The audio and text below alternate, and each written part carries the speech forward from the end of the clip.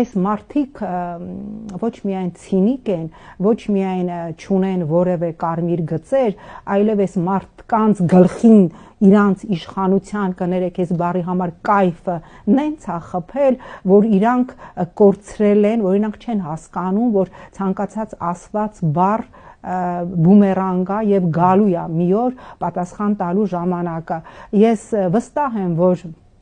սրանցից շատերը ոչ Ֆրանկենշտեյնի կերպարին են ծանոթ, ոչ էլ գերմանացի հայտնի գրողի պարֆյումերին, երբ որ փտած հոտած ատամներով մի վիժվածք, նկատի ունեմ պարֆյումերին, հա, որտեղ ինքը ըստ էության հակահիգիենիկ վիժվածք էր, կարողացավ իր հանդեպ այդպես մոլագար սեր գեներացնել եւ հետո ինչ եղավ այդ հոտած շան հետ, մենք տեսանք, չէ, ինչպես իր իսկ ամբողը իրեն մասնատեց, նույնը Ֆրանկենշտեյնը, եթե սրանք կրթական գոնե նվազագույն ցենզ ունենային, այսինքն 18 թվականից կրթվեին Աննա Հակոբյանի դպրոցում, միգուցեև այս կերպարներին գրական եւ նաեւ ոչ միայն գրական պատմական ծանոթ լինելով մի քիչ բարոյական կարմիր գծեր կունենային, հասկանալով, որ բումերանգը, որը արդեն իսկ պտույտի մեծ աբարոտ է վերցրել եւ մենք այդ աբարոտը տեսնում ենք այն դժոխային ատելությամբ, որ կա Նիկոլ Փաշինյանի, նրա ընտանիքի,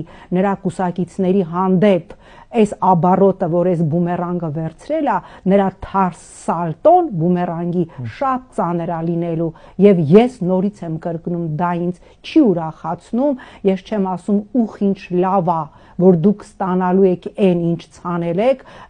հնձելու եք այն ինչ ցանել եք, ես ընդամենը ուզում եմ, որ մեր երկրում երբևէ այլևս հաշվեհարդարներ չլինեն, որ մեր երկրում չբաժանեն քաղաքական հակառակորդների երեխաների, աղջիկ երեխաների հեռախոսահամարները եւ կոչ չանեն գնալու ու հաշվեհարդար տեսնելու։